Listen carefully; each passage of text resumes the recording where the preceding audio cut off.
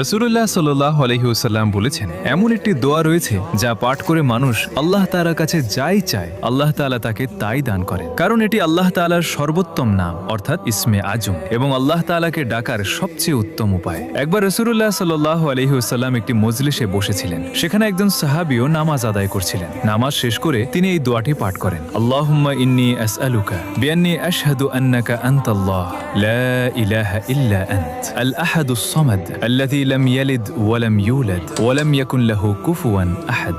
রাসূলুল্লাহ সাল্লাল্লাহু আলাইহি ওয়াসাল্লাম এই দোয়াটি শুনলেন এবং সেই সাহাবীর দিকে ফিরে বললেন, তুমি কি জানো তুমি আল্লাহর যেসব নাম ধরে ডেকেছো তা আল্লাহ তাআলার কাছে কতটা প্রিয়? তিনি আরো বলেন, যে কোনো মানুষ এই দোয়াটি পাঠ করবে এবং এটি পাঠ করার পর তার দ্বীনি বা দুনিয়াবি যে কোনো মনের আশা বা ইচ্ছা আল্লাহর কাছে পেশ করবে, আল্লাহ তাআলা তার সেই ইচ্ছা বা দোয়া ফিরিয়ে দেবেন না, কারণ এটি আল্লাহ তাআলার অত্যন্ত মর্যাদাপূর্ণ ও মহান বাণী।